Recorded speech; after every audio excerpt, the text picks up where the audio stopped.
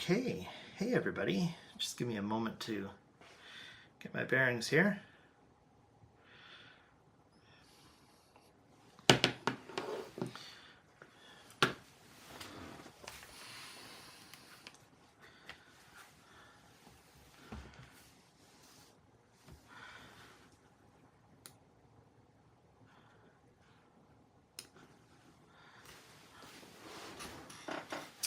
All right, everybody, it's Derek here. Get my AI face tracking going so I can do this sort of thing.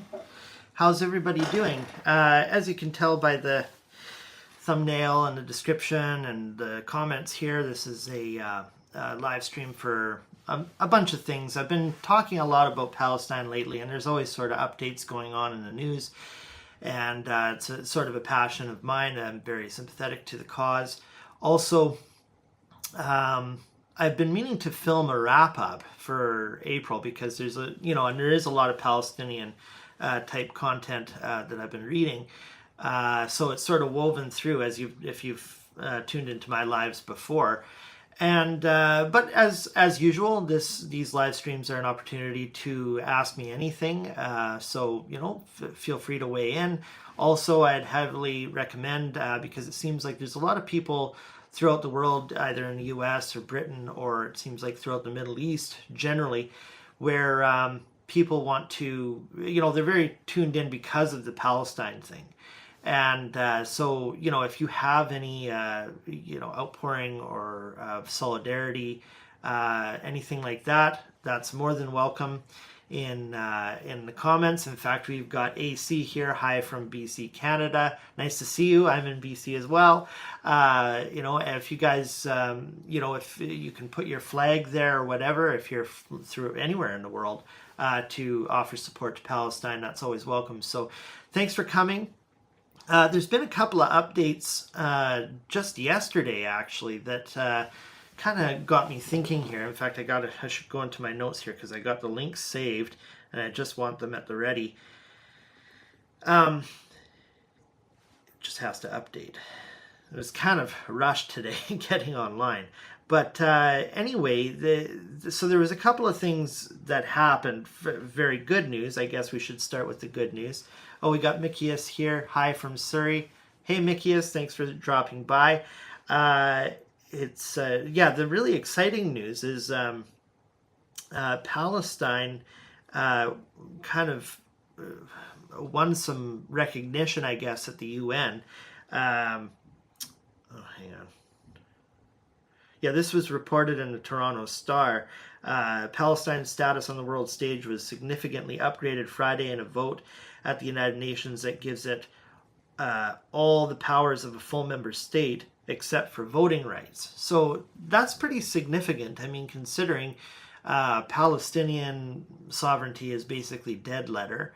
That's been the case for many, many years now. I think back in the early aughts, I don't know, 2002, no, actually, I think it was even more recent, like 2011 or 2012, that Palestine was accepted, conforming to the Rome Statute. So they had until yesterday observer status, second only to the Vatican, which is, it's interesting that they're being upgraded now. I think their voice will be, included much more at the UN and the General Assembly in discussing, especially matters of refugee rights and sovereignty overall and colonialism. I mean, there needs to be more and more voices speaking out against colonialism and imperialism in the General Assembly. But let's face it, this is a very symbolic gesture overall. I don't know what sort of powers really, reside with a full member status, especially seeing as they don't get the vote. But I think it's extremely symbolic. And, especially the support here, that's 140, I think it said 143 votes with 25 countries abstaining. And I can't see if there were just abstentions or there were votes against. I read this yesterday, so I'm a little fuzzy on the details, but anyway, overwhelming support from the international community, as it has been for quite a while. We got AC here with a question. What do you think about Dr. Phil interviewing Benjamin Netanyahu? So that just came out yesterday, I think. I was not, I didn't get to watch it. I clicked on the thumbnail, didn't get time to really do a deep dive into it. But I was kind of surprised. I've been seeing Dr. Phil weigh into many, political discussions lately. I think he was even interviewed recently by Jordan Peterson. They talk, Jordan Peterson is very political, even though their bent, both of them, is psychological. So I've been seeing him sort of in these discussions, and I wonder if he's angling for to get power in some way. Like if he's going to run for some form of office in the next little while, or maybe even in the long-term future. He's starting to groom that future for himself. It seems. That's my speculation on the matter. But even within the first, I didn't even get to the part where he's interviewing Benjamin Netanyahu. But just sort of the opening that he gives, it's, it was so just straightforward, the Israeli propaganda, that this all started on October 7th, and Hamas is so evil what they did, and their attacks comes completely out of a vacuum, and Israel is just dealing with age-old anti-Semitism yet again, with no even lip service, let alone genuine rebuttal or defense or counterexample, from the Palestinian perspective. So that was just in the first 30 seconds that I did consume. So I intend to watch it. I think it's about 50 minutes to an hour long. I don't really have high hopes of much nuance coming out of it. But it does seem like a very high profile interview that I kind of have to consume. So there is that. Swim Sadie, hi, thanks Swim Sadie for joining in. Nice to see you. Hey Derek, always enjoy your sensible voice, especially in regard the Palestinian cause and the Indigenous Canadian community. Looking forward to this live stream. Well, thank you very much. I really appreciate those words, and you've tuned into many of these live streams so far. So I look forward to chatting with you as well. If you have any questions, feel free to fire away. AC here, Dr. Phil should stick to pop psychiatry. Yeah, he probably should. It's funny, hey, because he's, anybody who's sort of been promoted through Oprah, you can count on sort of a baseline of leftist sympathies. But to my observation, he seems to be skewing right. These days, I don't really follow him or anything like that. Certainly on the Israel thing, I don't see anything there that's going to be balanced. Perhaps I didn't get to. Well, I mean, how much of a judgment can you really form on the first 30 seconds? But still, even your choice of who you're interviewing. Why aren't we hearing from some of the delegates, the Palestinian delegates at the UN, or even more sensible voices at the UN for Israel? There are countless diplomats who've worked on this file for decades. I mean, why not Aaron David Miller? He was one of the top guys in the Oslo Accords and the latest Camp David in 2000. Why don't we get voices like that? So I have to be pretty skeptical even just going into this. But yeah, I mean, even on the psychiatry front, he's been very pop psych, and I don't know. It's, I don't really see Dr. Phil as a serious voice in much. There's probably the odd thing that I could agree with him on, I'm sure. So the other sort of update that I wanted to mention and this is really unique. This just happened yesterday. So I don't know if you guys are aware. Let me give you a little context for this. Sorry, it's hard to keep my thoughts in one place here. Oh, right. Okay, so everything has been leading up to this moment in Rafah because they bombed the hell out of everything. I think as statistics go, 80% of the infrastructure is, not usable now, or at least 2/3. But I think the most recent stat I saw was 80% of the Gaza Strip is in, not habitable, not usable. Any of these, the civilian infrastructure, the roads, their hospital is in complete disarray. They have no hospitals to speak of, just these pop-up, wherever you can pop up these sort of triage throughout tent cities. I think the last one, I could be wrong on this, guys, but this is sort of the information I'm consuming. The last one was oh, come on, what was the name? It was the biggest one there.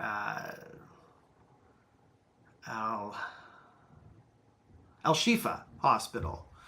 And that was just a terrible heartbreak. They laid siege to it for about 2 weeks, just under 2 weeks, I think.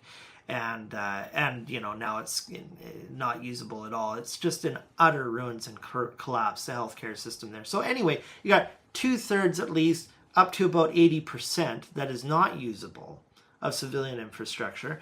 And then I think 1/3 of everything is in rubble. So, that means you're driving down the road and literally 33% of the buildings are flattened. It's a parking lot. So it's just horrendous. You've got over 1 million people, I think 1.5 million people taking refuge in Rafah. These people, if you're lucky, you're housing in like sea cans, and for the most part it's just tent cities, tarpaulins everywhere. And now Israel is moving into Rafah to do, which is the last safe place. Everyone was told to go to Rafah, while they bomb everywhere else. I don't know how many people are stuck in the north anymore. I've kind of lost track of that part of the story. But you've got 1.5 million people living in tents in the size of, an area that's the size of, the perimeter is about the size of Heathrow Airport. It's just heartbreaking. And so anyway, for days there, Biden was warning Netanyahu, this is a red line. You can't start bombing Rafah. I mean, way to go, Biden, standing up on principle for one thing. Where was this back on October 8th? But, and wouldn't you know it, Netanyahu says, well, Israel will stand alone if they have to. And just yesterday, the headline from Reuters is U.S. says Israel's use of weapons may have violated international law. Oh, high time. Now we're recognizing that, you know what? Now that you crossed the red line, we kind of think, after everything Anthony Blinken has been saying in front of the press for the past 7 months, who knew? Maybe Israel actually is, ignoring and flagrantly violating international humanitarian law. It's so unbelievably political. It's horrible. We've got some more comments here. Mickey's, let me back up. AC, he shouldn't quit his day job. Yeah, that's for sure. Oh, you said something? No, I got that. Swim Sadie, hey, I'm sorry about this, guys. Mickey is Silu. I really like what you did on here and educating people during Black History Month. All the books you recommend to read during the month were worth reading. Very educational. Thank you, Mickey. Yeah, and it's really made me attuned to colonialism and the plight of minority groups just trying to gain recognition. Excuse me. There's a lot of overlap, I think, especially in the dehumanizing project that the West, and especially the United States and Canada, has participated in and directed at the Arab world. And I think Palestine is the greatest focus of that dehumanizing project. There is no real distinction made between Hamas and Gaza, or between Hamas and Palestine broadly, even though Hamas doesn't even operate in the West Bank. So the black struggle, and I continue to read, by the way. It's I don't, especially since this last Black History Month, I haven't just compartmentalized it for February. Like I think I read a book. Where was it? It's on the floor over there. Oh yeah, I just read yesterday or the day before the 1619 Project, which is amazing, and it's, I think, about 500 to 600 pages, and yeah, it's all about a revisionist, Black history. I think it's right on the cover. It says a new origin, or a new origin story. So yeah, it professes to be revisionist, but history does need to be revised. This is, the history that's been handed down has more or less followed the template of Gone with the Wind, which is, patently nonsense and ahistoric. So yeah, I'm very sympathetic to the Black cause. Buzz Killington. Oh, hi, Buzz Killington. Nice to see you as well. Hi there. Great content. You seem well read on these issues in Palestine. Refreshing to listen to. Thank you very much. You're welcome to ask me anything here. In fact, there's some books coming up where it's woven throughout the month. So maybe what I'll do after I've sort of given you lay of the land here for what's happening or what has happened lately in Palestine, I'll just go into what's been on my reading list. I'm going to pull up my Goodreads on here. Now, some of these books that I read for April, and I'm starting at the beginning of the month here, I don't actually have in my possession. I think there's 4 or 5 at least that I had to return, either from a reading room that I'm a part of or the library. But I started the month with this book, Jerusalem Falls, by John D. Hosler. This is really good. It's broad, but it's also kind of narrowly focused, on the old city through a specific time period. Now, that specific time period was like 6 or 7 centuries, covering the Crusades. But it was really fascinating to see, the amount of plurality that the old city has enjoyed. I believe I'm a little rough on the details here. Yeah, so it basically starts with the Persian sack in 1614 and covers up to 1244, which was sort of the final showdown of the last Crusades. Sorry, I don't know if you guys can see this here.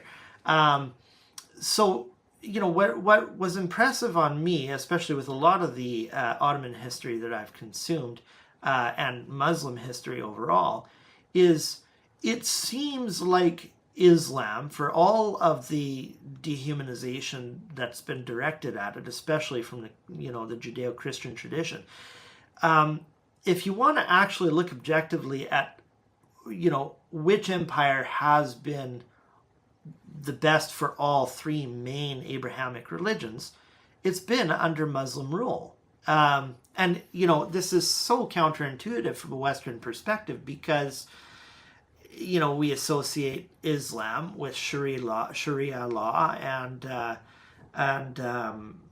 jihad, But when you really look objectively at it, if you're just going to tally up, how many conflicts happened under Muslim rule as opposed to Roman rule and so on, Islam actually has a pretty good record as things go. What I liked about John Hosler's perspective here Again, it's not a contemporary, modern history on the old city, of course. But what I liked about it is he says we've got to pull ourselves out of this mind frame of looking at Jerusalem or some of these other older cities like Aleppo and Damascus and what was that? I'm trying to think of that other city, the longest inhabited city in human history. Actually, can't remember it off the top of my head. But he says we've got to stop looking at these conflicts in terms of just religion. Yes, religion has played a very important role, but there's so many other contributing factors, and I would say even pivotal factors, central factors, before you can put religion in there. Now, the one thing that I would say about it is that religion adds a certain kind of white hot internecine heat to these conflicts, sort of an intractability to it.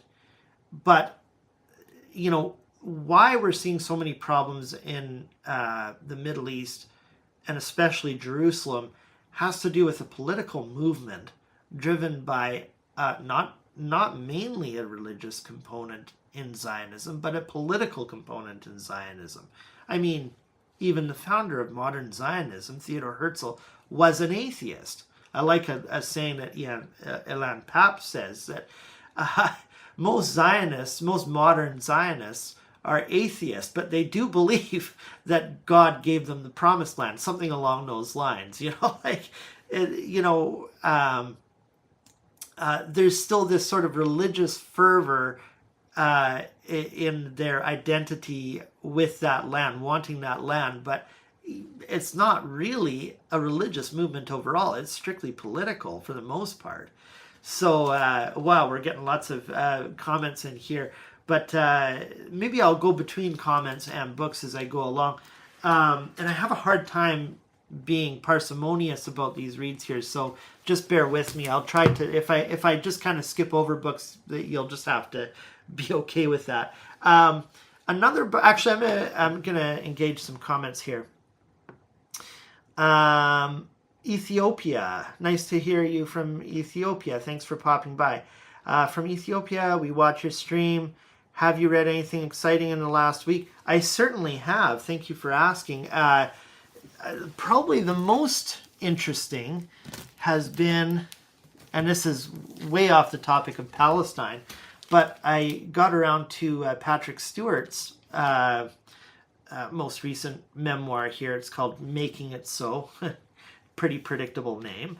I don't know if you guys followed TNG. I was raised on TNG. In fact, that's really the main thing that I've followed Patrick Stewart for. And there's a few other films I've liked him in, but I didn't follow like the X-Men series or anything like that. But I've always really loved Patrick Stewart. I think he's a terrific guy, and he's just so likable. You know what I mean? So he has a really interesting life story. This is about 450 pages, just about, but easy reading. It's it's like talking to an old friend kind of thing. So that was what I read in the last week here. I'll keep this separate, and then moving on to the next book that I had read in April. It's Young Mungo by Douglas Stewart. Now, this is a queer-themed book. I didn't know that going into this, and I don't have anything against homosexuals or anything like that, or the LGBTQ overall. You live your life. It's fine by me. This is a pluralistic society. But I don't actively expose myself, especially if I know it's going to be fairly graphic. So I was in for a surprise because this, I think, is the Canadian cover, but I had seen the American cover where it shows two men kissing. And as I say, I don't have a problem. I don't discriminate against it, but it just, it's not to my taste of reading. But I was kind of delightfully surprised and glad that this showed up in my reading list, because I wouldn't have probably picked it up otherwise. And it does have a really great story. I don't know, I think I put this at, 4 stars. So, it was a solid plot line. I liked his writing style, Douglas Stewart's. He was ambiguous in a couple of areas, which was really nice. He wasn't too graphic about the more touchy-feely parts of it, which is just fine by me.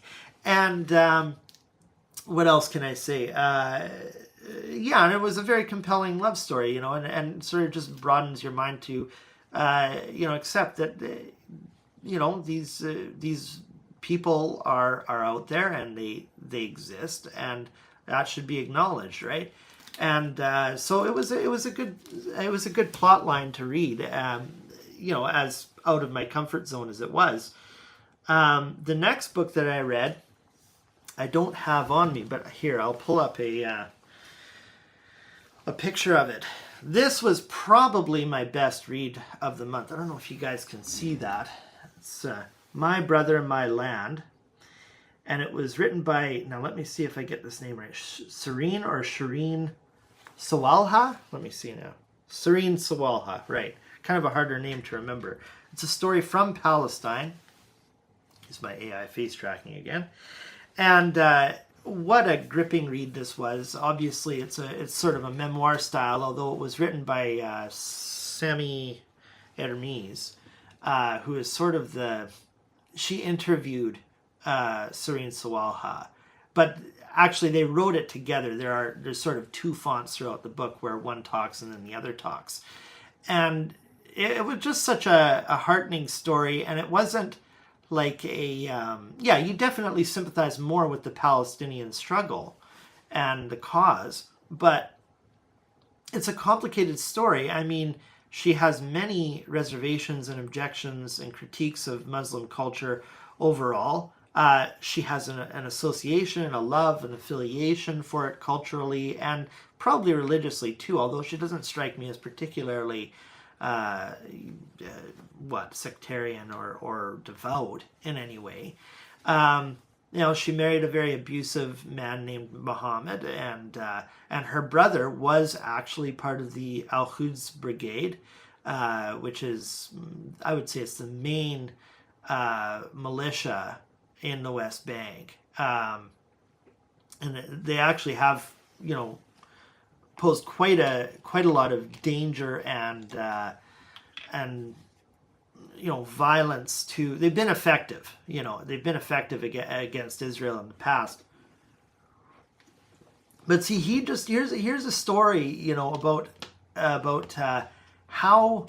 And she doesn't defend the terroristic elements of this book or her brother's extremism, but she does say that, like, at the age of 10 or 13, he was throwing rocks at the tanks, and then he ended up in what they call administrative detention in Israel. That's where especially kids are held without a charge, even not an accusation, nothing. So of course they don't even get habeas corpus, which in the best case scenario would be before a military judge, a military court.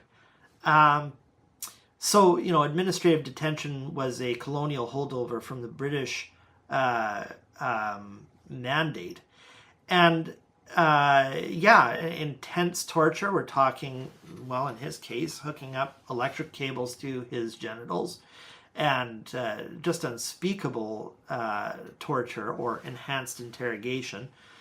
And, of course, that when the political solutions are not forthcoming, where else do you retreat? Of course, the religious solution to these problems is going to be most attractive to these people. Quite counterintuitive to the prevailing attitude, certainly from the West, being that we've got to fight this with a really robust sledgehammer type method. That actually has the opposite effect of making people more pious, more religious, more prone or apt to take religious extreme jihadist measures in solving these problems. And yes, he ended up towards the end of the story having a shootout with the Israeli army. And that story could have been written so much differently. So you get this story about this lady who's this guy's brother, and the conflicts that she has between her family and and how she loves her brother, and how she feels betrayal for, like, she feels betrayal on behalf of Palestine for leaving, and living in New York, and just between worlds, and it's just so horrible. It was such an amazing life story. So if I could have given this book a rating, it would have been like 1,000 out of 5 stars. But if you guys get a chance to read this, it's not terribly heady or anything like that. It's just a really heartbreaking and yet inspiring story. And man, I wish we could make something like this New York Times bestseller or something. It's just, it would so humanize Palestinians and give them an insight into, what their life is like outside of the victimization, outside of the dehumanized stigma of Islam, right? Just seeing that, like, these people are people. They're not victims. They're not extreme Islamists. They're not even to be defined by their Islam. They're just people, for heaven's sakes, having difficult struggles, trying to find their place in all of these different identities and within the Palestinian context and their culture and everything. So that was really, really a beautiful book. I got another comment here. AC, how many books do you read in a month?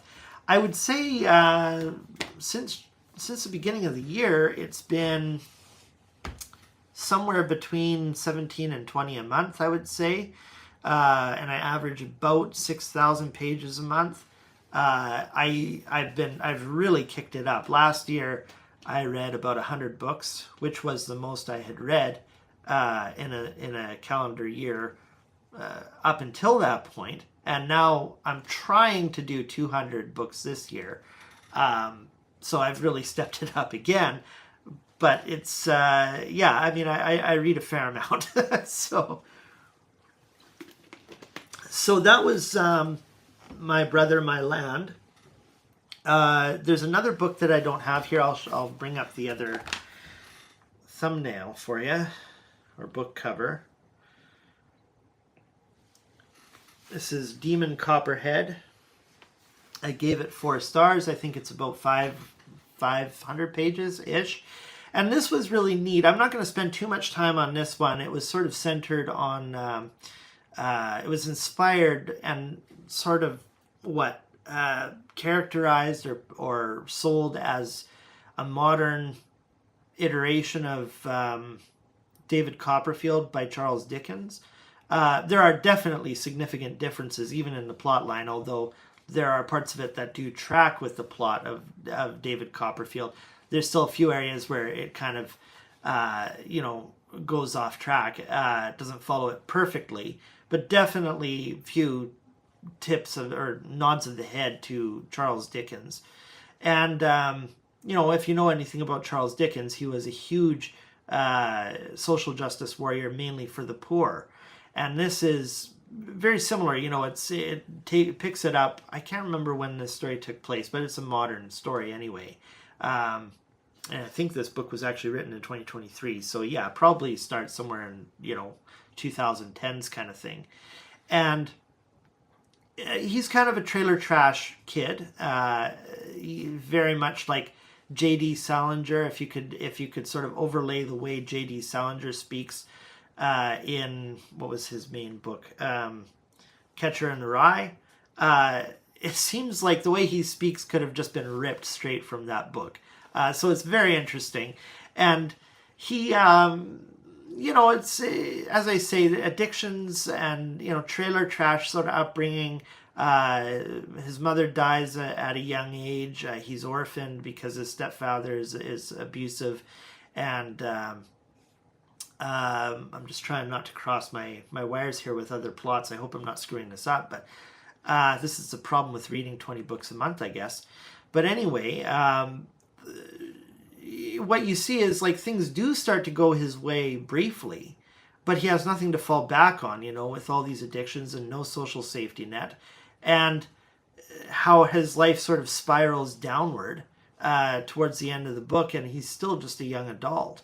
And I think there's a lot of people caught up in that. So it's a real indictment of today's society through narrative.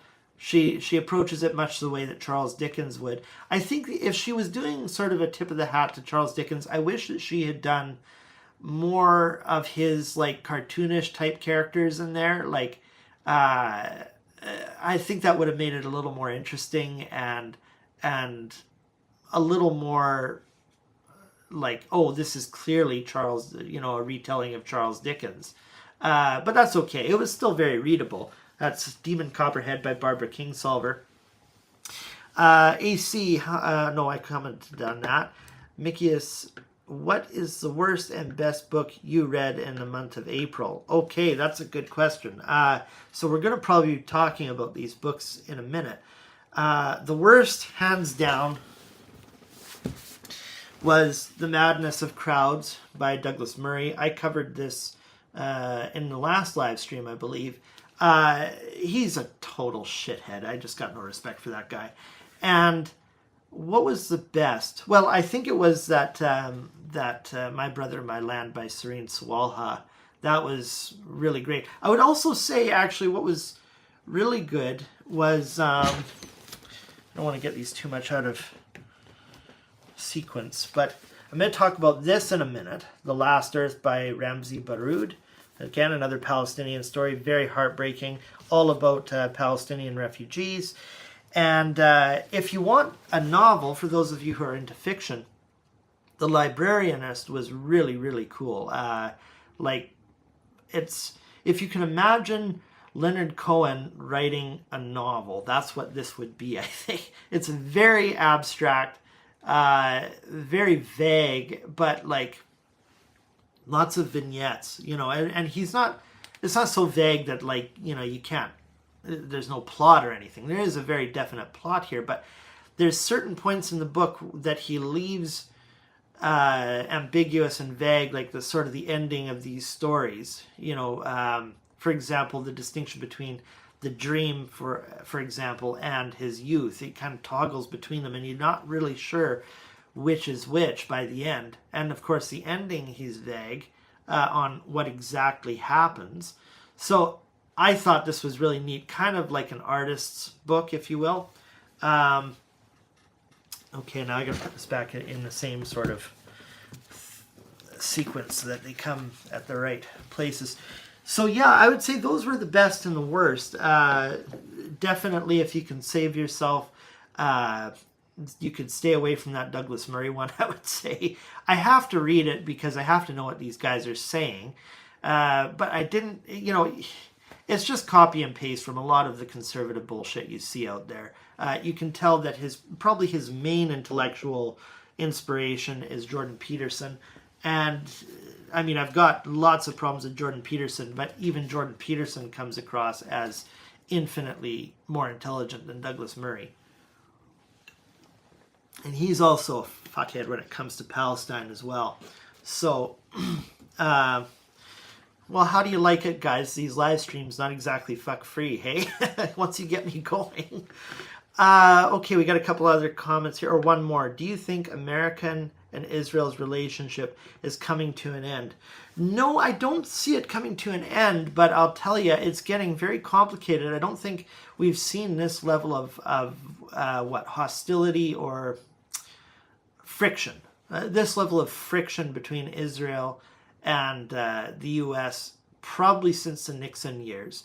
Now, one could say, oh, but what about Obama? Obama was quite obvious in his, would you say contempt, at least dislike for Benjamin Netanyahu.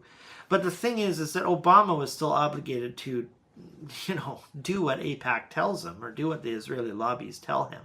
He, in fact, he gave Israel many gifts along the way, and I think he could have done a lot more. The one thing that was peculiar about Obama and refreshing was that he did at least,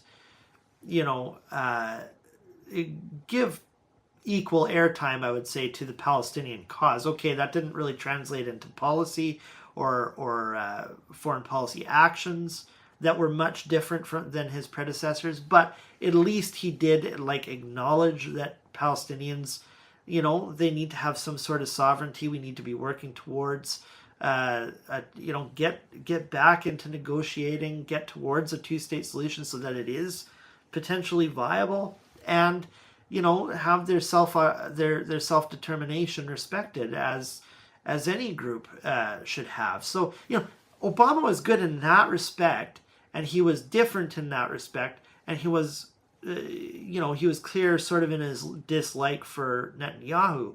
But where Biden is, it's really getting difficult between Netanyahu, is he's crossed that red line with Rafah, and Biden is still signaling, and this is more to your question, Ethiopia. Biden is still saying to Netanyahu, we're still going to fund and supply your Iron Dome and your defensive capabilities, but you're not going to be receiving any more material, weaponry and things like that for offensive actions. And that is unique. That we haven't seen that sort of a position from an American president since, I believe, Nixon, and that's before, the what was that? The Yom Kippur, the resolution of the Yom Kippur War. So, and that was, I'm referring specifically to when. What was that doctor that just died? He always insisted on being called doctor. One of the worst war criminals of the 20th century.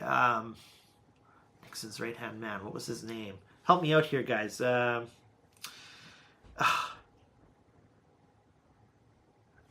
can't remember the guy's name. Anyway, you know who I'm referring to.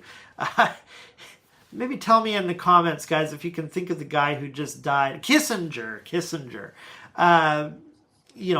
Towards the end of the Yom Kippur War, he did, authorize a whole bunch of aid and weaponry to Golda Meir. But, prior to that, it was quite a difficult relationship. Obviously the States wasn't going to give up what they, their foothold in the Middle East with Israel. But at least in the Nixon years, they were much more apt to say no and to keep Israel in line. And I'm not saying much good for Nixon. I was not a fan of him, but this is how far back you have to go. Since then, that relationship has been tight as tight can be from both sides. It's an American problem, not a partisan problem in the States. You get that from both Democrats and Republicans. So part of me kind of hopes that this relationship falls apart, but Biden is saying it's still not going to be such a line in the sand that we're not going to support Israel. I mean, they're pretty predictable, right, on their interests, that they need that toehold in the Middle East. They absolutely need to. Otherwise, it's basically what,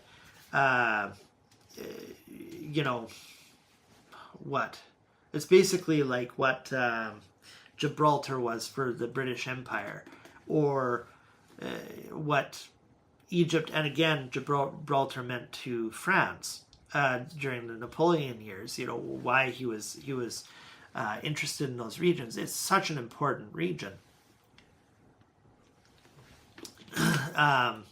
And I one of the other angles to this is that they want to put that canal, the David Ben Gurion Canal, through that part of Gaza, I think northern Gaza, because, as you know, Egypt has nationalized, since the Suez War, nationalized the Suez, and that's been really difficult, especially with the collapse of Yemen with the Houthis.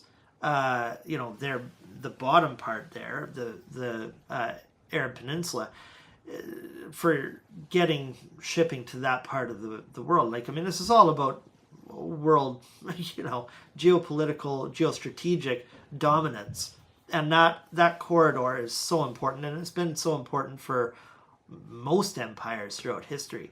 Do we have anything else here? So yeah, just to recap on your question, Ethiopia, do you think American and Israel relationship is coming to an end? No, but it is going to get very difficult. Actually, there's another angle to this I want to mention, and I hope I'm not getting too. Well, you guys stick around as long as you want. I'll keep talking, as you know. But here's the thing. Domestically, it's a very difficult line because, you know, Biden was put in office overwhelmingly by the millennials back in 2020. That was the voting bloc that was the most important for his gaining power.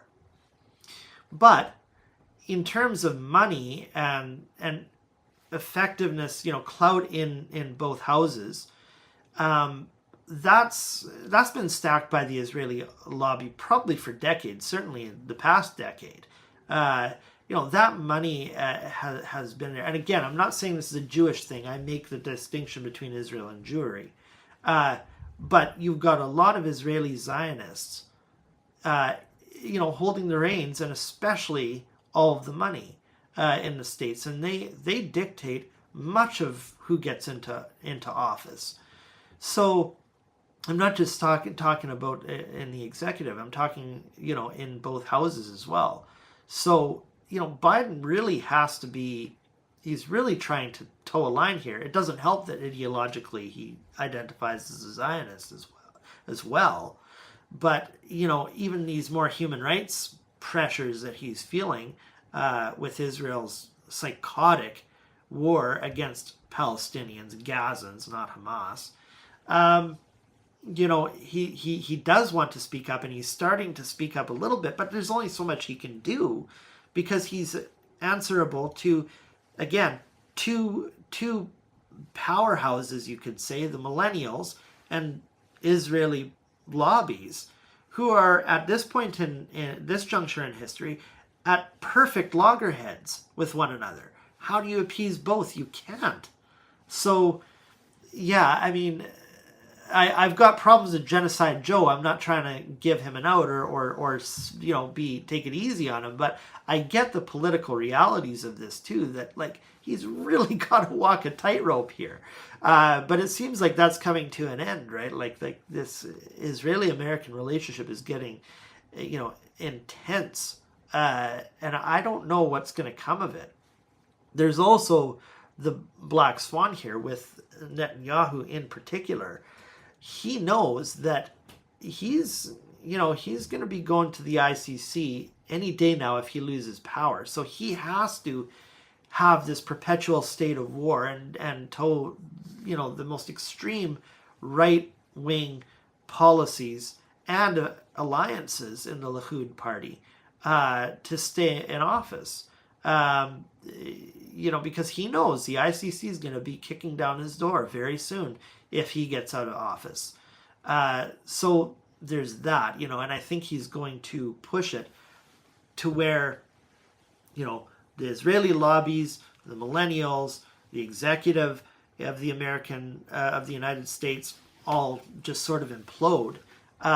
Again, I don't think it'll be the end of Israel unless you have like a South Africa moment or something like that. But it's pretty crazy stuff what's going on. Buzz Killington, what will happen? Oh, it just disappeared, I think. Message retracted. Well, if you want to repost something or it seems like you're retooling that, you're welcome to do that. Ethiopia. Lots of people say things international, peaceful. Lots of people... Oh, right. Okay, sorry. This is the second part of his question. Lots of people say internationally things were much more peaceful under Trump. Would you agree with that? So I can understand why people have this wrong perception that things were better under Trump internationally. Let's just go through you know, the top few things that come to mind. I would say a lot of these chickens are coming home to roost from Trump's administration. A lot of the peace dividends that we had from Obama, Trump was riding through that. So, you know, it's kind of like the economy. Whoever's in office wants to take recognition for what's happening on Wall Street, what's good going on, at least from, because that is just like, it's so immediate, right? It's like, this is what's happening in the world. But there's a lag there that people have a lot of amnesia with. And we have to see these consequences sort of, these consequences come in, I think certainly on Main Street, not Wall Street, we can credit a lot of what's going on under the Biden administration lately to him, because he has really domestically, I'm not going to go into all the details because I'm kind of getting off topic, but domestically he's done a lot of good, and you're really starting to see that improve people's lives on the ground level. Not Wall Street. I'm not referring to just Wall Street. I'm referring to what's happening on Main Street, the sort of the stakeholders of Wall Street, not the shareholders.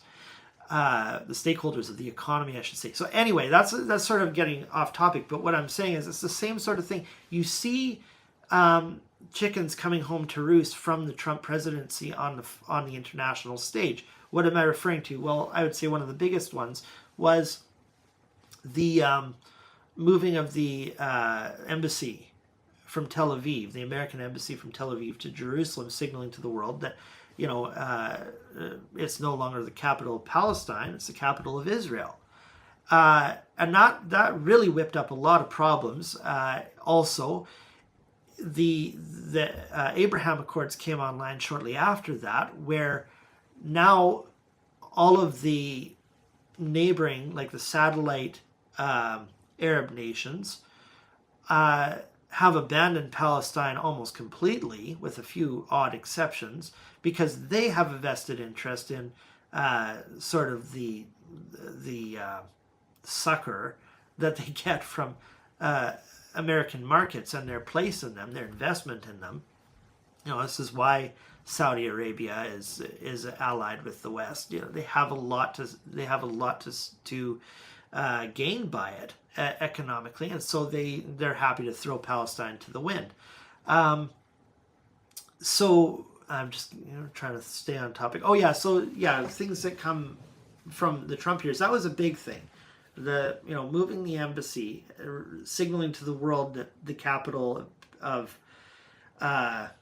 Israel is Jerusalem, not Al-Quds, which is the other Jerusalem, the Palestinian Jerusalem, belongs to Palestine as the capital. So that was a big problem. And then the Abraham Accords. And then I would say also, this is, when you speak of Iran coming out of the, JCPOA, the Iran nuclear deal essentially, now Israel is much more of a threat, not just to Israel, but to the United States. They're far more aggressive and less apt to, follow the peace process, if you will, or get in line, because Trump just gave him the middle finger. He also pulled us out of the North Korea, the denuclearization of the Korean Peninsula deal, which dates back to 1992 under Clinton. Pulled us out of that. That's still, kind of in the mix there. Not so much with reference to Palestine, but that's hugely destabilized, the international security. And now this is probably one of the most glaring things mentioned in this book, which I just read this week, Yemen in Crisis. The Yemeni civil war, which started in 2014, didn't become the world's the greatest humanitarian crisis. Again, this was prior to October 7th. That didn't become the world's greatest humanitarian crisis just because of the Arab Spring, just because the Houthis took power, just because of Yemen having a civil war. What really forced that, and is also inflaming through the Houthis, all of this division and conflict, is, I believe it was 2017, Trump sold $10 billion worth of weaponry to Saudi Arabia. $10 billion. And the next day, virtually, Saudi Arabia started bombing the shit out of Yemen. So, like, and how much has Yemen been at the forefront of this issue with Palestine? So you look at, now these are just the things that are coming to the top of my head. Like, I mean, I'm really clearing my throat if I were to really go through the list of what Trump did. Things were not better under Trump. They were not even remotely better under Trump. And he destabilized the world in a profound way. You know, we still don't know what's going to come out of Korea. You know, that's, at least under Obama, you know, Iran was kept in check. Korea was always sort of a problem, but, you know, we had a verification process that they had signed on to. It was tenuous, but we had a process there to verify that they weren't, you know, expanding their nuclear capacity. So, like, you know, now the world is far less secure than it was. And that's also to say nothing about Brexit, which is what much of this Trumpism and fascism all sort of ties together. You can't blame Trump for that, but, you know, it's all part of the same unity. It's all part of the forces that put people like Trump into office. Excuse me. So, you know, I recognize that there's this perception out there that things are better under Trump. They weren't, you know, and Trump profoundly destabilized the world situation as we see it today. Mickey Asilu, how should what's happening in the Middle East influence American voters in the primary? That's a good question. I'm going to get back to those books eventually, but this is really good. And I love all this Palestine stuff, so keep it coming.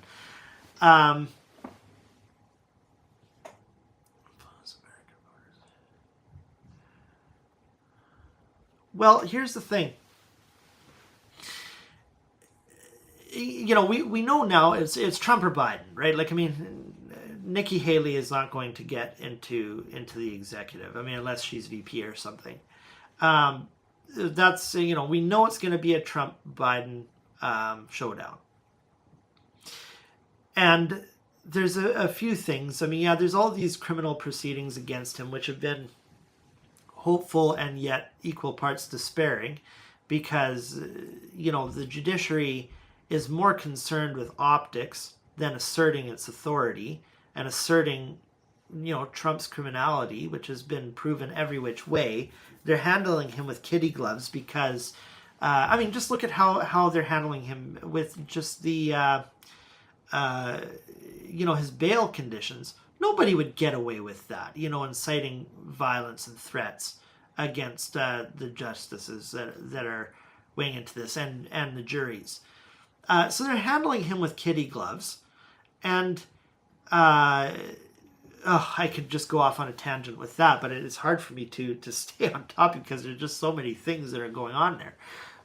So that's what's going on with that. And also you've got New York and I believe Georgia, where these may put him in prison, you know, and there is no legal provision for him to escape that, like to pardon himself or any immunity possibilities there to keep him out of prison if they do convict. And there's probably other states too where it's framed like that, but we know for sure New York and Georgia.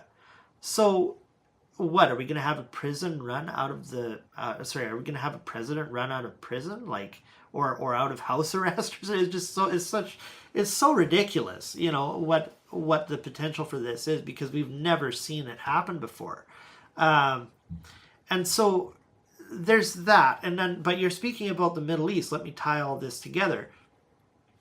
I totally understand, certainly from the millennial perspective, like, how do you vote for Genocide Joe? Like, I get that domestically, you know, he's done a lot of good things. And, you know, if you skew liberal as I do, there's a lot of things that are attractive about Biden, you know, again, independent of what's going on in the Middle East. He's completely fucked on that. But, you know, I kind of you put Biden's shitty diaper next to Trump, and you'd still vote for the shitty diaper.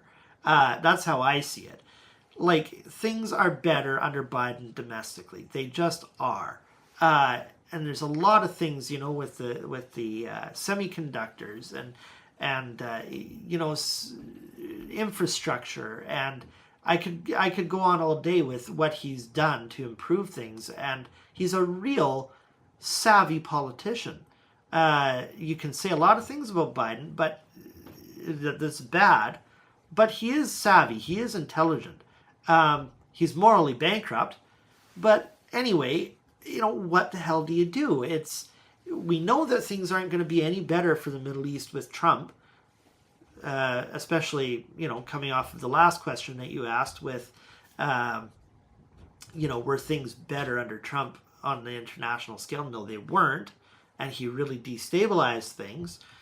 But also, you look at Jared Kushner's investment in Gaza. He's already pitching these condos that I believe they are for sale already, that he intends to build in the Gaza Strip.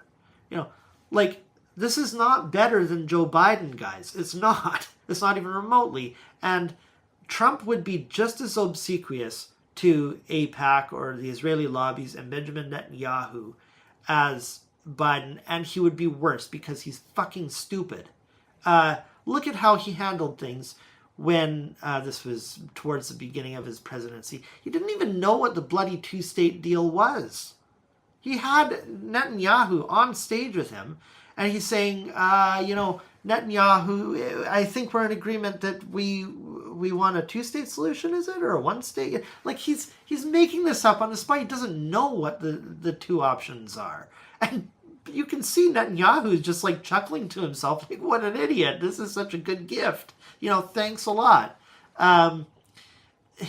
So, Trump he's got personal investments with Jared Kushner. He's destabilized the world. Biden is a Zionist, yes, at least on the Middle Eastern issue, specifically Palestine. You can't really expect, tons better. It's Genocide Joe we're talking about. And so I get from the millennial perspective, like, who the hell wants to vote for that? And this is a conscience matter, I think, for a lot of people. You're gonna have to ask yourself as a voter, like, should I not vote for Biden on conscience, guaranteeing more, support for Trump, because his base is not particularly moral, or ethically dependent. We know exactly what they're going to do. These people feel like, I'm talking about Trump supporters, they feel like their guy is being unfairly attacked by the institutions. So they're very activated. They have a great interest in putting that man in office. And the Democrats are not in love with Biden, right? Especially the younger ones, people under 35. So, if you don't vote for him, Genocide Joe, you're strengthening Trump's hand. And things are not going to be better under Trump. They're going to be much, much worse, trust me. So now we have to say, okay, well then we have to vote for Biden. But I get that, to stand on principle, look at what Biden's been responsible for. He's not stood up against Netanyahu. He's let Netanyahu commit some of the worst war crimes we've seen in modern memory. I get it. That's a tough call for voters. I think if it were me,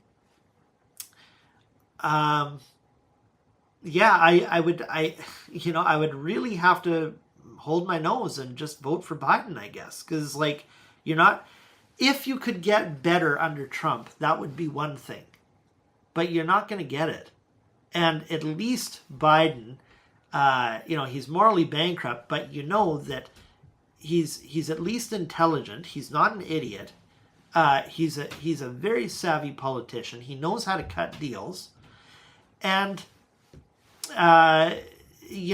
hopefully something comes out of this disintegration or friction in the Israeli relationship with the U.S. Hopefully that gets bad enough that Israel can't continue.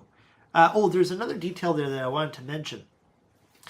If America stops funding and supplying weaponry, and just basically funds the Iron Dome or supplies the Iron Dome and sort of defensive capabilities, strategists are saying that Israel can hold out about another 2 more weeks in their war against Hamas.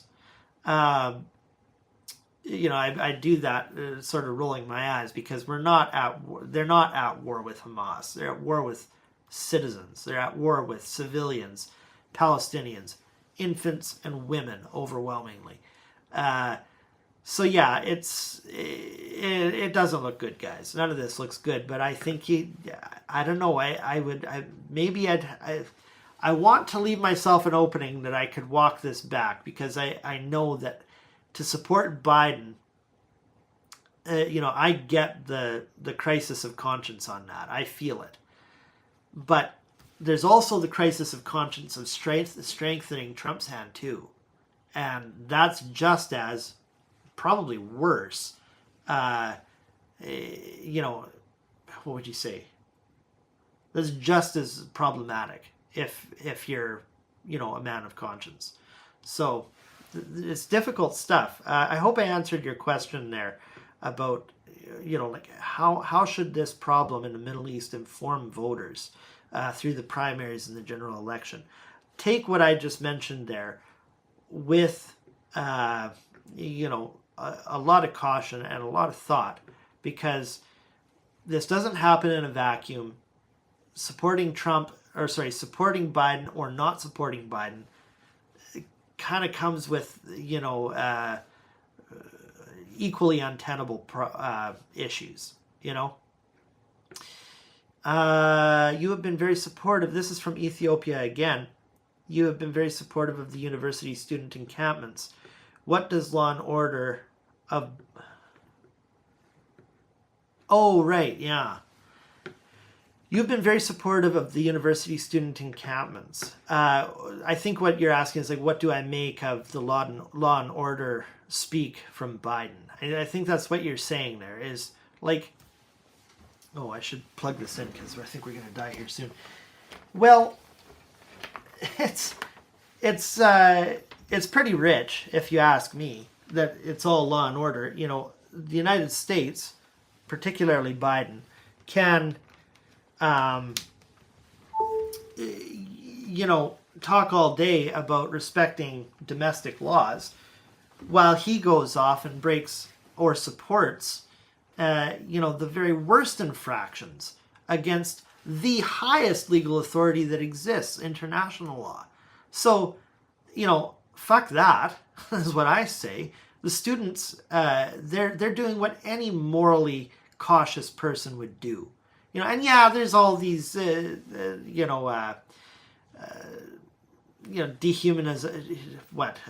all this stigma against students, it's wokeism, but simultaneously it's all this anti-Semitism.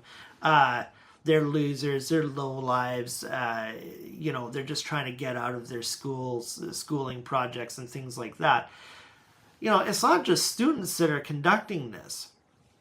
It's professors, it's and even of the student groups, you're talking not just undergrads, you're talking about people who are pursuing their PhDs and master's degree and specializing in things, and they're very committed to this, and rightly so, and they're acting on conscience. And by the way, we're not talking about Gen Z, we're not talking about the wokest far left Gen Z. We're talking about the Sandy Hook generation. How can we never hear that angle of it? Oh, we're willing to make jokes about Gen Z all day long, but let's look at this in context. These students have been fighting their whole lives for safety in the classroom, their whole lives for a voice. Where is the humanization of students here? I think the Israeli agitprop directed against the students, through the mouthpiece of Biden as well, I think that's all part of the dehumanization of Palestinians. You know, that the left has become like pro Sharia law and stuff like that. No, they're pro human rights, and they're standing up for you know, the right of anyone to exist and to have autonomy. I think it's profoundly courageous and virtuous of what the students are doing. It's what any morally careful person would do when your government descends into fascism, completely flouts the majoritarian will not to have any part of this genocide. You know, I have nothing but respect for what students are doing. And yes, I'm speaking in generalities here. Of course, there's going to be some anti-Semites in there. Of course, there's going to be there's going to be actions I can't approve of. You know, but, you know, someone has to speak up. Oh, and see what's happening, by the way. Just today, the University of California has declared that they're going to divest. We had that other one in Rhode Island. I don't know how many universities have promised divestment from Israel. So it is having an effect. And I believe there's just about $500 billion that gets invested to Israel through the university system alone. So, I mean, this is more profound for Israel than American support in weaponry and funding, which has, you know, been for decades about just over $3 billion, especially since October 7th. It's gone way up. I think it was like $10 billion just recently, and that was just one of the checks that went to Israel, not to mention war material and things like that. So, you know, like, and like that's bad enough, but you look at the investment that Israel gets just from universities. It's a big pile of cash. No wonder they're dehumanizing these students. No wonder they're smearing them. They feel the pressure big time, and they've lost the PR war. And we can see that right in the UN with what just happened yesterday that I mentioned earlier. So, like, it's really fascinating to see. I mean, if any students are watching this, who's part of the encampments, like, you know, you are a moral army. Like, this is really wonderful to see, and you've got my support 100. You've got my support 1,000%. Okay, we got another one here. You know what I'm going to do? I'm going to pause from the comments here, and I'm just going to go through, because I like to chop these videos up as well. I'm going to talk about some of the books that I've been reading throughout the month, because that's future content for me. So I've got you know, ulterior motives here.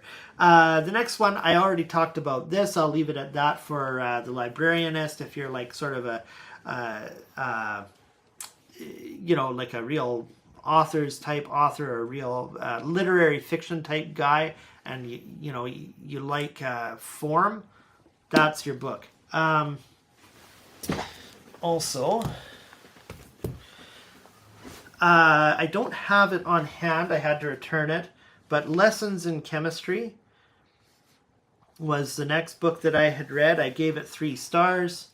I read it mainly because it's really trending on the internet right now on YouTube. It's a really good feminist kind of novel. It talks about... well, I'm not going to spoil the book for you, but yeah, I would say themes of feminism and, you know, intelligent, like, strong women. This lady, she's a budding chemist, I think in the 60s or something like that. And she's offered this TV program for cooking, like doing a cooking show. But she's like a really brilliant chemist. In fact, she's involved in that landmark study. What was that study called? That project it had to do with the origins of our of our species.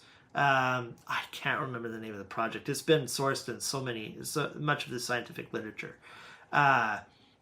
Anyway, she had a big part in that, and so, you know, you get this interplay of her dealing with patriarchy in academia and also Hollywood. It's a very far-fetched idea of a story, but it was neat. So I think I put that at 3 stars. It was interesting, but again, like, I don't know if I would have missed it, like, if I didn't read it. I don't know if I would have been heartbroken or anything. The next one I do have, which is Louise Penny, A World of Curiosities. This author was actually a spokesperson on CBC at one point, I believe. It's a Canadian novel inspired by the shootings in Quebec, which, really improved gun control in Canada and Canadian common law. It was one of those inflection points, one of these mass murders of women. I'm just trying to think of the name of it. It was in the acknowledgements, I think. And actually, one of the ladies who was a victim in this, Natalie was her name, is one of the main characters in this book. So that was really neat how she wove that through this. I'm just trying to think of the name of that massacre. It was like 12 or 14 women that were murdered, and it was a real misogynistic crime. It was directly at women. Oh, right, okay, so had to do with the École Polytechnique. Yeah, the murder at the École Polytechnique. I didn't know much or anything about that murder prior to this book. It happened the year I was born, though, in 1989, so that was really neat. And she is a New York Times best-selling author. So, but as I'll say, I didn't really get into this book. Actually, I think if I'm being charitable, it was like 2.5 stars. I think the premise was neat, but I couldn't really slip into it. I don't know why. It was kind of a waste of time, in my opinion. But I did like, I liked the backstory of the author. I liked what she was trying to do, I guess. But the best part of this book was maybe the premise, and that's about it. I think, I might be getting ahead of myself here. No, this is right. 18 Days in October, the Yom Kippur War and How It Created the Modern Middle East. Written by Yuri Kaufman. This is quite an intelligent guy out of New York, I believe. New York University. And it came out last year, I think, 2023. Because it marks the 50th anniversary of Yom Kippur. And so it just gave all the background to that war, which I think is very important. It's not like, it's certainly not one of the first things that comes up in the discussion of Palestine these days. I mean, it is kind of ancient history in the context of what's happening now, but I think especially if I'm going to be a commentator on this sort of issue, you need to understand the history. And I've been trying to absorb as much history of this conflict as I possibly can. So that was really interesting. And what I really enjoyed about that book is you get to know, actually, maybe I'll just keep this in the shot. You get to learn a lot about the personalities through that era. As I say, Golda Meir, Kissinger, Nixon, Ariel Sharon, who came out of the IDF. This is sort of where he gained his chops and came to be sort of a hero in Israel. He's sort of this Rambo figure in the book. Kind of an interesting guy, as terrible as all those prime ministers have been. Golda Meir, there's sort of a humanized her story. It was interesting to get her background. She was, again, all of this is in the context of like Israel. I can't defend anything Israel has done over the years. But it is important to know these guys' histories, There's no like historical revisionism. It is told from the Israeli perspective, of course. But he's not like you don't get the sense that he's like this crazy Zionist or anything like that. But, sort of backroom understanding of what was going on in these people's lives, especially Golda Meir and even Benjamin Netanyahu, because he was heavily involved in the Yom Kippur War. I even have friends whose parents were in the military with Benjamin Netanyahu during the Yom Kippur War and knew him personally. So like this is interesting history. And also, what was his name? He was always referred to as like the the architect of the 1967 war, Moshe Dayan, who was the as I say, just sort of like the architect of the 1967 war. So you get to hear his story a bit too, read about his story. So that was neat. I think I put that at 4 stars. And after that, we got some comments here. You know what? Maybe I will take another question in here, just so you guys are, we're going back and forth. You get a smattering of both, right? So Ethiopia just asked, do you support Canada's stand to remain neutral from voting, I guess is what that word is, on recognizing Palestine in the UN? Right. So they were one of the abstentions, right, at the UN. Well, of course, I think that it's pretty morally bankrupt. Canada has been terrible, Canadian leadership that is,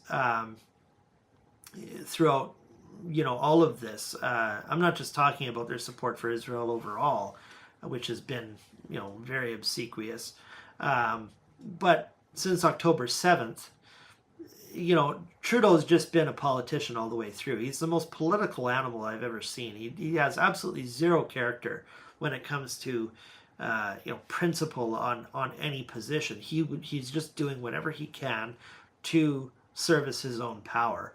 And this is one of them. He knows, kind of like Biden, although nowhere near to the same extent, he recognizes that he can't just, go against Israel.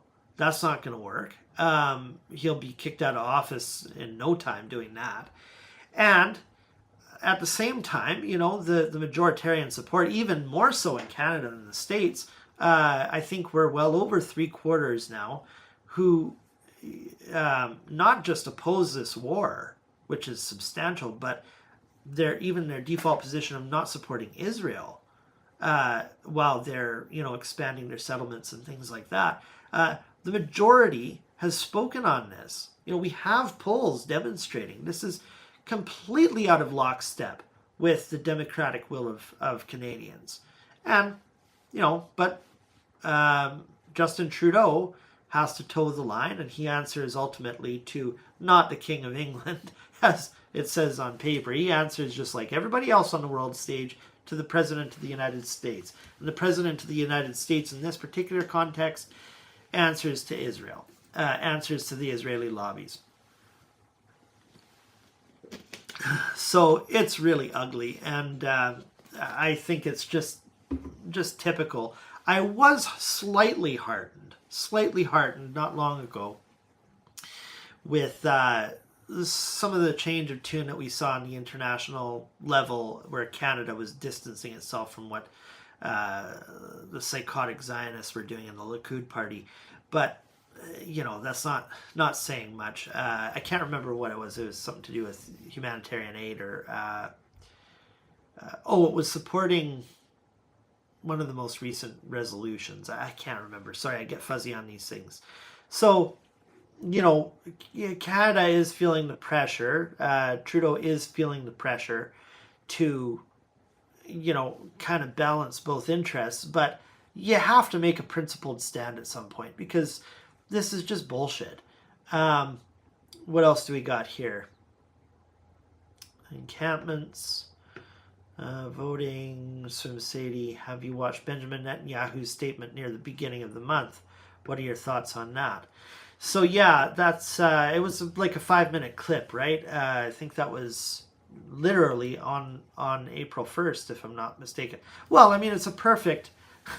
It's just perfectly in line with what he would do. He even mentions the pressure that he's getting from the ICC, and how I think South Africa was putting something else forward in indicting him and his cronies. This is outside of what's going on at the ICC. And it was another measure, I guess, that was going on. And he's saying this can't happen. Imagine the anti-Semitism that is characterizing the UN at this point. And it's just the same old bullshit. Like, he's so... you can just see with that smug little smirk on his face that he's just sticking to his guns, like nothing to see here. No one has been more careful in prosecuting this war. And Israel is the most ethical army on the planet at this point in time. Like, it's just, like, how stupid do you think we are? I don't remember every detail out of that clip, but yeah, that was pretty rich. Buzz Killington. These are great questions, guys. Thank you. Keep them coming. What do you make of the land back movement in the context of colonialism overall? That's a good question. So let's talk about Israel first, and let's zoom out. I get this a lot from people in on Facebook, or even my own friends groups, the Zionists among my friends, that ask me, like, what's your position? You're a colonizer yourself. Canada didn't just come out of nowhere.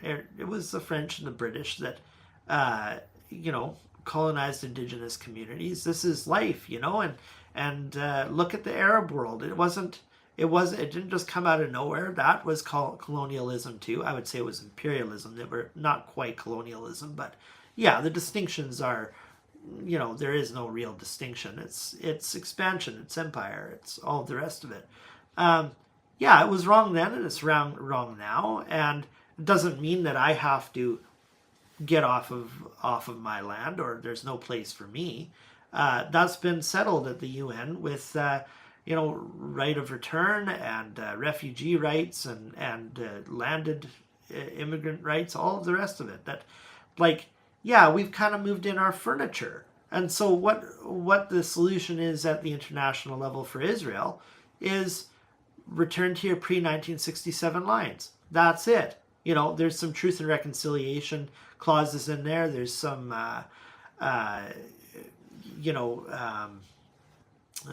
investigations into war crimes, giving Palestinians their sovereignty and their civil rights. There's things built into that. But yeah, as far as land back is concerned, it's return to your pre-1967 lines. That's it. We're not saying that there's no place for Israel anymore. You know what I mean? That was more of a question back in 1947, 1948 when they were doing the partition and when they declared statehood. But we've come, there's been some work on this file since, so that's what I think of land back in the context of Israel, in the context of anywhere else that has been colonized. Like, look at what's happened. We moved in our furniture. Obviously, we have to figure out a way of atoning for what happened. We have to include, and I'd say this is one of the biggest ways towards reconciliation, is we have to include indigenous communities in decisions going forward. Make this a place for both of us. Canada has failed in that regard when it comes to energy and natural resources and the climate crisis. But we can take those perspectives into account, and that doesn't necessarily mean just kissing goodbye all of those resources. Lots of these indigenous communities, not all of them, but lots of them, want to be a part of that, and they want modernity as much as we do. Again, some of them want that. So work with them. Make it appealing for both of them, both peoples that are here, not just descendants of Europeans. So that's mainly what I think of land back. I don't think that it's just a carte blanche, just, okay, here you go, guys. you get everything back. No, it's much more comprehensive than that. Same with restitution or redress. It's not just like handing them an a blank check. There's a calculus involved with it, and it has to. I think we should even keep an eye on what comes out of that. For example, say you're going to pay redress to certain indigenous communities who've been worst affected. Okay, have a calculus for that, and then you study it. You build that into your budget, that we're going to have, we're going to watch what happens to that community afterwards. We're going to see, was more land ownership, how do I say this?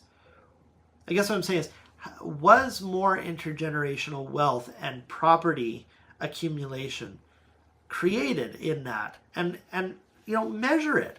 And now you have a template going forward to do that, internationally. You can export that to all of the nations that have been, have a colonial history, and say, this is how you do it. This is how you do right by those that you harmed in the past.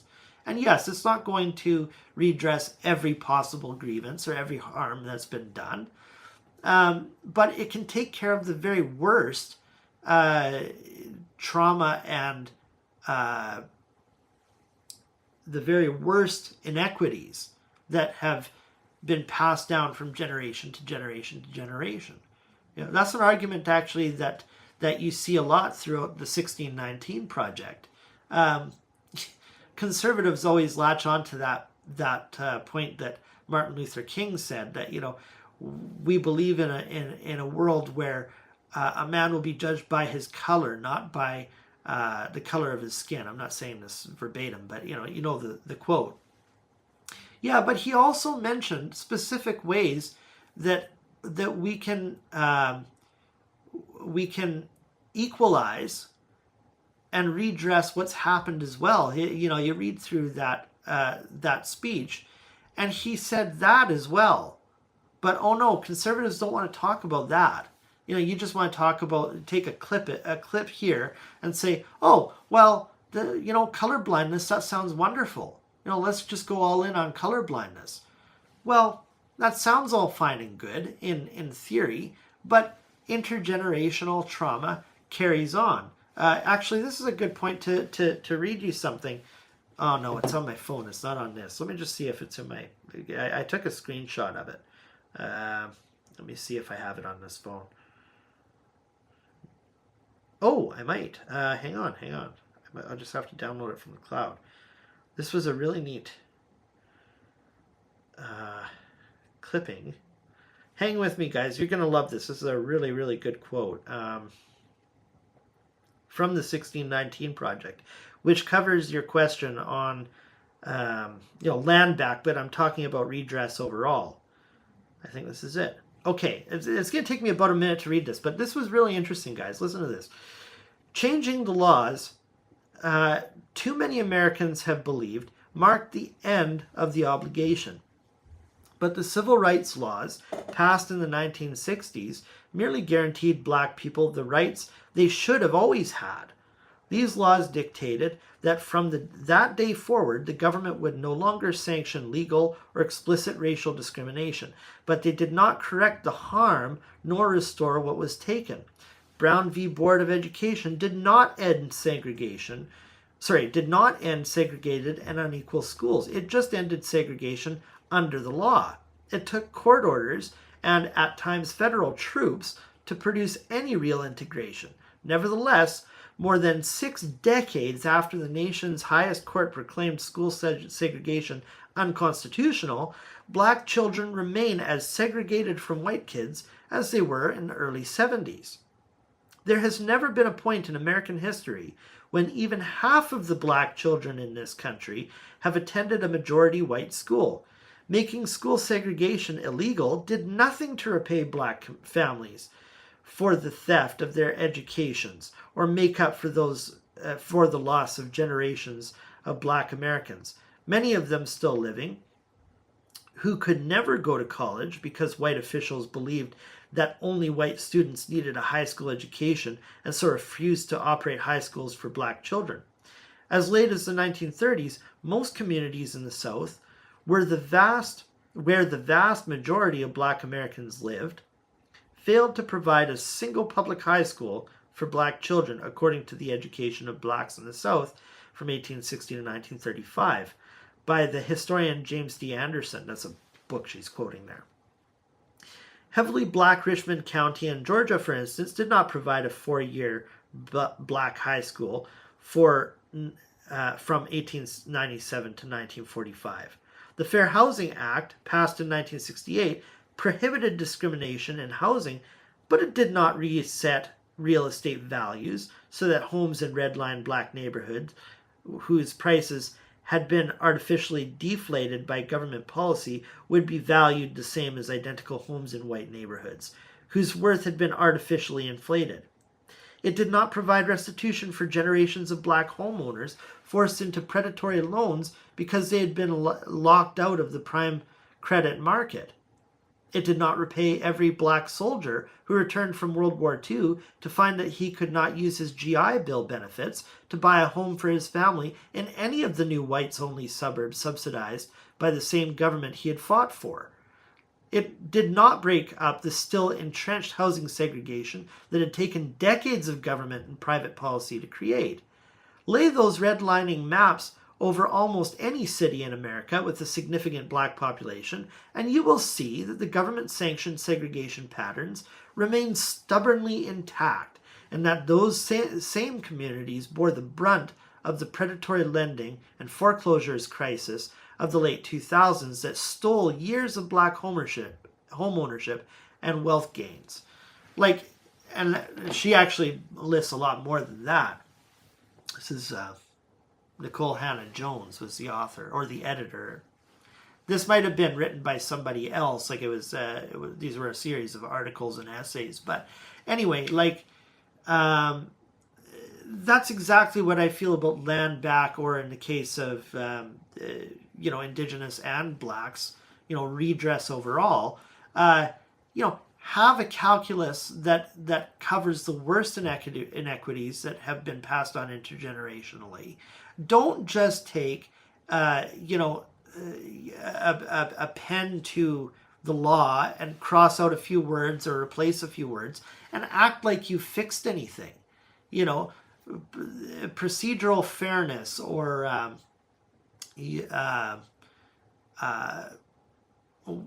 very popular term for the Douglas Murray types or the Jordan Peterson types is equality of opportunity, not equality of outcome. First of all, we're not talking about equality of outcome.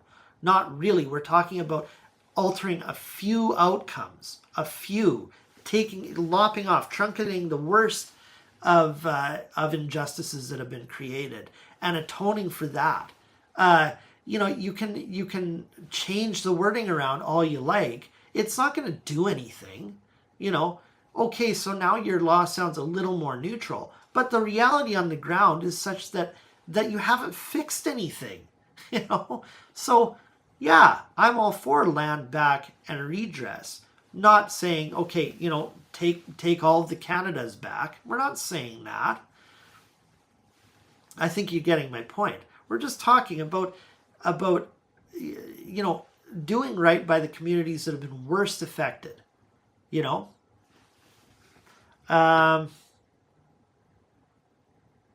I'm going to cover a couple more books, and then maybe we'll come back to some questions. I got one more question there, but maybe you guys ask a few more as I go through. I don't know how far we've come so far. Let me go back to my Goodreads account.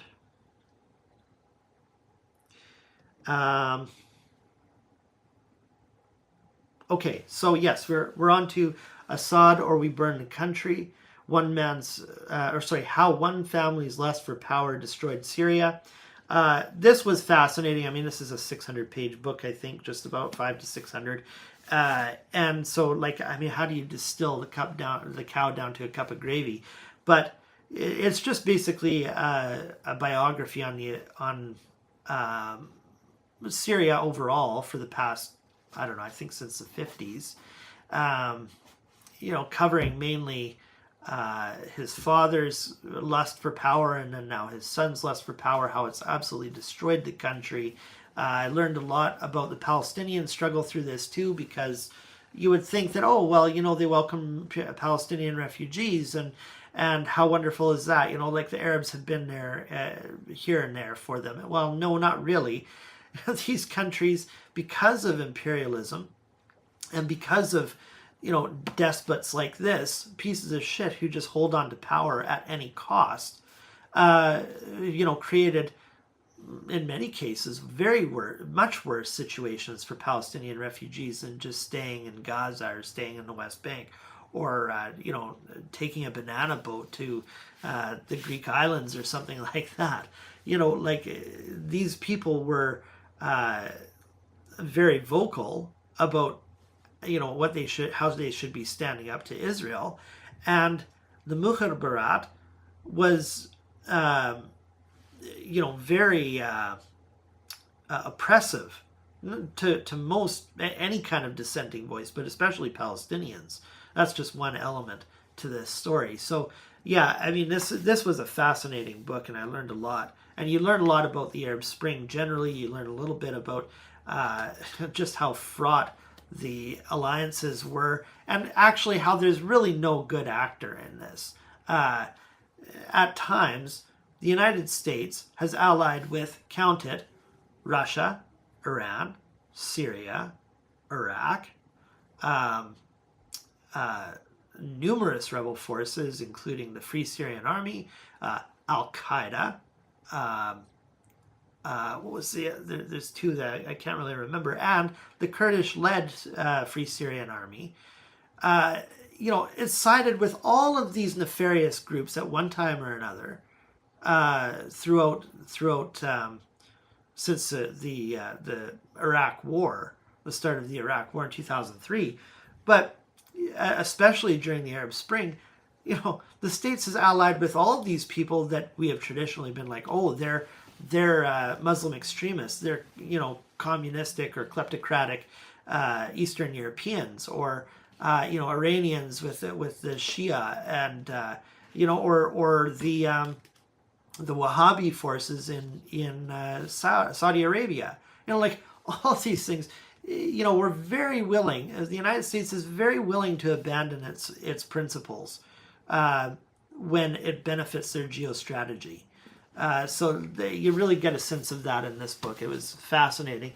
I've commented a lot on The Madness of Crowds by Douglas Murray. I spent most of my time in the last live stream talking about this. He's just such an idiot, guys. Like, I have to sort of waste my time on him because he's in the algorithm. And actually, that live stream did get quite a few views for what my live stream gets. I think it got like 500 views just about, because his name appeared in the title. So I'm glad I covered this. He basically talks about gender, race, and identity overall. Doesn't say anything of real import or of interest. I would say the only slight bit of nuance that he exhibits is in speaking about intersex with the gender debate. But even there, he discredits virtually everything he says after that, with some of the admissions he made in that nuanced approach to intersex. And so it's just a lot of logical suicide in here. I don't know why people defer to this bonehead. He's an absolute fucking moron. The Last Earth by Ramzi Baroud. Now we're back to Palestine again. This is really heartbreaking, this book, guys. What I liked about it is, Mikias, you mentioned earlier about how I covered Black history. And I had this box set. One of the books in there was The Underground Railroad by William Still. This is an old classic written just shortly after the Civil War, I believe. And you get these sort of epistolary letters, because he was a conductor for the Underground Railroad. And it was really great. You get the sort of the individual stories one by one, but they're all like maybe a page up to 5 pages long. This is about 20 pages, at least, maybe actually closer to 40 pages per individual, and I think there's about 9 or 10 stories in here, and also like the intergenerational stories. So it focuses on one anchor for that particular story, but shows how this person's family was affected, and how he was a descendant of one of the Palestinian, I can't remember that force that was basically working with the British mandate to keep the Jewish militias under control and things like that, and how the militias eventually won out. But you see through the ongoing Nakba how people have been uprooted time and time and time again, and this one individual in each of the stories came out of that, and how dismally their life ended up. So like, this is really, really heartbreaking, especially if you want to talk about refugees. It's just such a heartbreaking tale. This is right up there with one of the best for the month of April, in my opinion. Then we've got Sharpe's Tiger by Bernard Cornwell. This was written, I think, in the late 90s, so it's been around quite a while, but I see it sort of popping up a lot online, especially on YouTube. I don't know why. It's a really good wartime story about Seringapatam. I hope I'm saying that right. Seringapatam in 1799, and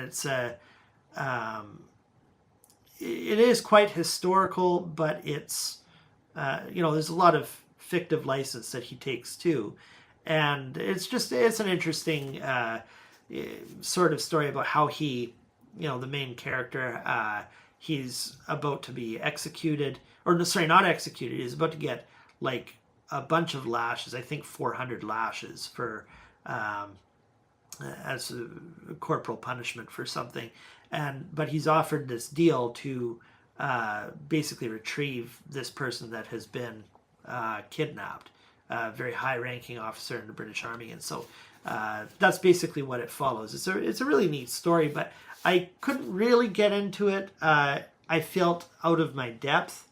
I gave it 4 stars on Goodreads, probably rounding up from 3.5. I wasn't really into this, but it was a decent story. Like, it kept my attention.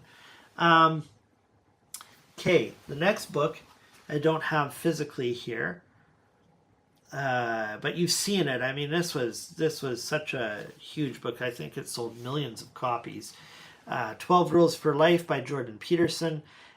If you wanted more of a little more of an intelligent take on what Douglas Murray was talking about, Jordan Peterson handles it with a little more finesse, not much. I don't have much respect for Jordan Peterson, especially lately. I was into him back in like 2016 till about 2018, up until his sort of benzodiazepine crisis. And I was looking forward to him coming back actually after that, but it seems like, when that connection to the School of Toronto, University of Toronto was severed, when that connection was severed with the university, and he sort of went off on his own tangents and didn't have anything inhibiting him, he became really, really extreme in his points of view. And of course, you get that echo chamber going, right? Kind of like what's gone on with Elon Musk lately, where they just see nothing but validation from their followers. He's become completely unhinged. I mean, his interviews, he's almost unwatchable now. He is unwatchable. There's a few shorts that I tune into him here and there. But yeah, I would say this book was just before all that, if I'm not mistaken. And it's probably his most sensible time, before things really went downhill. Lots of problems with this book, but, you know, it's kind of like vintage Peterson at his best, which was not great, but, you know, it was better than it is now. So I think I put this at what? 3 stars? I was probably rounding up for that. Yeah, I would say probably like somewhere between 2.5 and somewhere between 2.5 and 2.8 or something. Excuse me. Yeah, I wasn't terribly impressed with him. But I do intend, because he is like really high in the algorithm, I think I have to know what these people say. In fact, I just picked up his Beyond Order book because there's so much nonsense out there in my YouTube algorithm. I don't know if it's just my YouTube algorithm or if it's, you know, these nut jobs are getting a lot more focus. And I'm going to read their entire corpus. People like Douglas Murray, people like Jordan Peterson, and, you know, just do what I've been doing. Just explain what I find so harmful about their ideology, and why they really shouldn't be given much deference in these matters, because you know, they've gone to the bad place. So that's that. And then I did 13 Days in September, which was written by Lawrence Wright. This was really interesting too. Again, like not from a Zionist per se, but like written from largely an Israeli Western perspective. It's about the Camp David negotiations that happened under Carter. This is late 70s, I think 1978, if I'm not mistaken. Excuse me. Between Sadat and Begin. I didn't realize actually that Menachem, am I saying that right? I've only ever read his name, Menachem Begin. I didn't realize that he was the main man of the Irgun militia prior to Israel gaining statehood in 1948. There were 3 main militias. I can't remember their names, but Irgun was a big one, and he came out of that as the leader. And he was I didn't like him at all. I think it's amazing that Sadat and Carter were able to do anything with that guy. But again, more history on this Palestinian issue. They weren't dealing mainly with like the Palestine problem. It was touching on it, the West Bank, and you know, giving up the Sinai Peninsula. There wasn't a whole lot to do with the Palestinians, and that point it was more of just like brokering a peace with Egypt mainly. But you know, of course, that drags in Syria and the rest of them. That was mainly what those negotiations were about. And then last for the month was Native, written by Saeed Kashua. And this is about, you know, dispatches from an Israeli-Palestinian life. And this was amazing. So this is a writer, he writes for, was it Haaretz? Yeah, Haaretz. He was a columnist for, I think, many years. I think going back to 2010 or something like that. This was written in 2016. Actually, I think this goes back to the early aughts, where he was a columnist, and he would just write about random things. But, you know, of course, living in Jerusalem, East Jerusalem, well, that was part of the story. And he's just a really neat writer. Like, they're very small posts. They're very bloggish. And the humor, I would say he's a humorist. Kind of like Mark Twain. Like, really, really sharp. And sometimes his satire is very obvious, but a lot of it is really, really subtle. But fucking brilliant and really funny. So he lives in, where is he now? I think he is in New York now. Where is he? Some of these books, they all blend together, guys, because I you know, when you do 20 of them a month.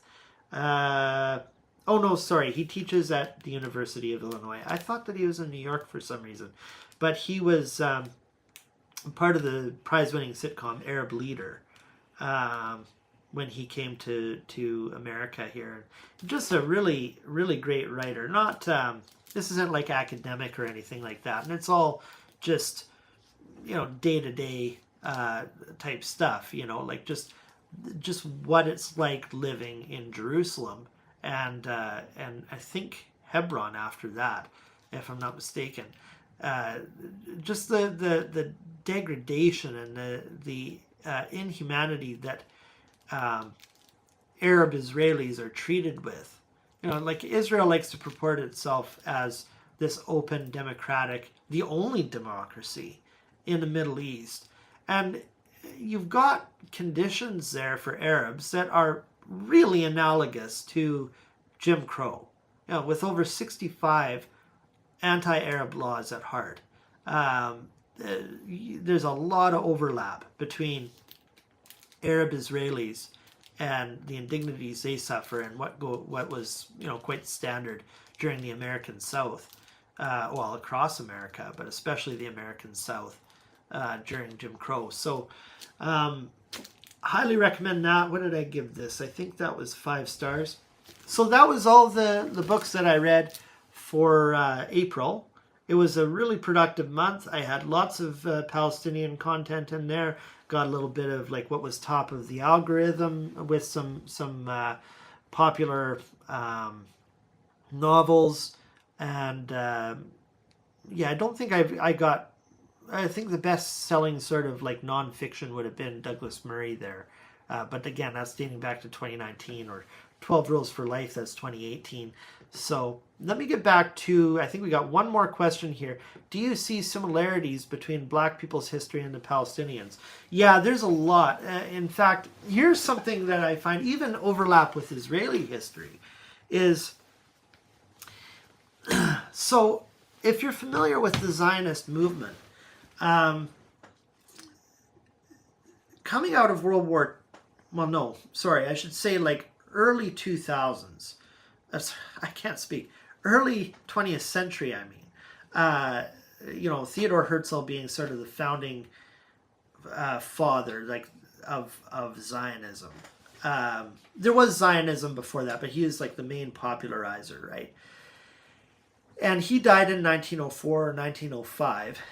And he had always said, like even back then, there was this push that like Guyana was pitched, that a Jewish homeland could be created in Guyana, and even Argentina was pitched. But he said in many of his writings, but that would only be like a stopover, like a halfway location. We belong back in Palestine. That's where you get this real strong Israeli Zionism that we see today, grown out of the philosophy of Theodore Herzl. And what's interesting is, the British put the Zionists in that position, right? They allowed far more Zionists to settle Palestine than they should have, and then that's where you get the militias and the eventual takeover of the region. But what I had only read a little bit of was a similar deal was offered to Black Americans coming out of the Civil War, literally the day before Abraham Lincoln was assassinated. He had made some gesture towards what was being discussed for a while, which was settling, like colonizing a particular South American island. It's only about 20 miles in circumference. I can't remember the name of it. It's sort of an unusual island name. Also parts of Panama and Africa. So they were talking about colonizing these places for Black Americans to go down there. But Frederick Douglass was a big opponent of that, as much as he did have respect for Abraham Lincoln. But I found that fascinating that, like, because of what Black people had been through, they rejected that en masse. That like, no, we want our civil rights, and given the terrible things that we've been through, and being kidnapped from Africa, we are Americans. And I was really heartened by that and inspired by Black people throughout history saying that, like, we don't want to colonize elsewhere and basically just kick the can down the road. So now you create a whole other indigenous problem somewhere else, and feelings of diaspora and dislocation, things like that. We recognize that, we're here now, we're in this situation now, we're Americans, but we need to be treated with respect and afforded human rights and all the rest of it. And like, I was really heartened by the integrity of that African Americans, they didn't just see this opportunity to turn around and do what had been done to them. There's also the aspect of colonialism that young men, especially young men, but Black people overall, had their youths colonized, which is another sort of term that's spoken of as part of the colonizing project. But they didn't go and perpetuate this. Whereas Theodore Herzl and modern Zionism, postures itself on the world stage as a European-styled colonial entity. They deny that they're colonizers when, they break international law, but they adhere themselves to colonial law at the UN and always have. This is why they don't hold themselves to the Geneva Conventions. They say we're not amenable to the Geneva Conventions. We're amenable to colonial law. So they do admit in international circles that they are a colonizing entity and they're an occupational entity.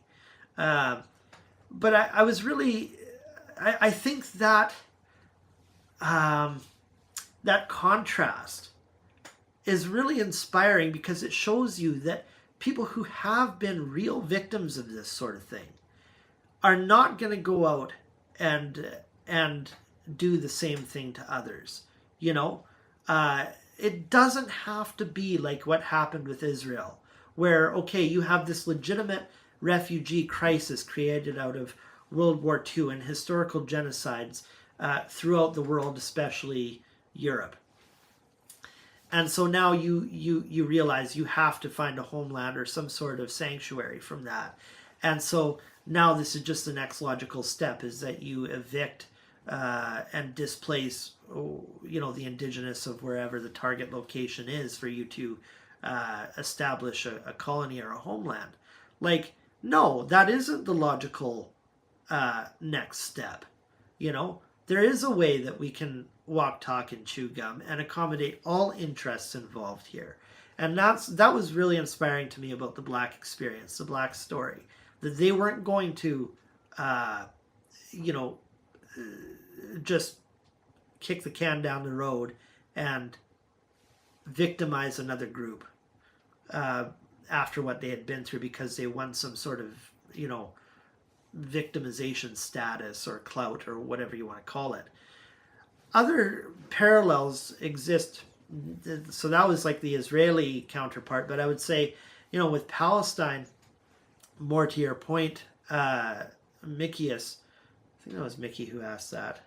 Oh no, it was Ethiopia. There was another main parallel here. Oh, I would say the dehumanization. You could just take the Israeli propagandist points that people say in the media now, especially in the West, and you could just sort of like embolden those statements, and then now read some of the statements from the Jim Crow era, and especially the the antebellum era, the slavery era, and the speech is almost indistinguishable. The dehumanization of Palestinians, when you're talking about the oversexed community, we always refer to Muslims as being like oversexed with their their the prevalence of bigamy and marrying up to 4 wives, polyamory, what do you call that? Yeah, you know what I mean. Taking several wives for yourselves. That was quite a norm actually in plantations. Is they weren't amenable, even though they were Christian, and they had a vested interest. The plantation owners had a vested interest in Christianizing this community of slaves. They didn't hold them to Christian standards when it came to breeding and things like that, because that helped them, right? That's your future stock. That's your future slave stock. So, it was like there were no rules against, fornication, rampant fornication and adultery or anything like that. They didn't hold the slaves accountable to any of that, even though they, in more Puritan circles, they did amongst themselves, because it benefited them. It benefited the plantation owners. And so now what does that create? It creates a stigma of a group of people that's oversexed. You talk about like Ibram Kendi, for example, and he presents some amazing writings referring to blacks having, what was it? Elongated genitalia, and no, what was it? It was really insulting. I feel terrible for even repeating it, but like just to show you the speech that they're talking about that and over sexualizing this community, they referred to like genital flap and elongated breasts. Like, this is how they spoke of these people, and they would say, it's because they're oversexed. And you could just copy and paste all of the speech that we see now about Islam, especially with their the sexual dynamic there, and just replace it, and it sounds like Jim Crow speech. It sounds like antebellum speech. What were some other things there, like violence, the proclivity to violence and religious extremism? There were innumerable plantation uprisings and slave revolts. Specifically, I'd say the biggest one was in Saint Domingue. And then next to that, probably like the Cuban sugar planter revolt, and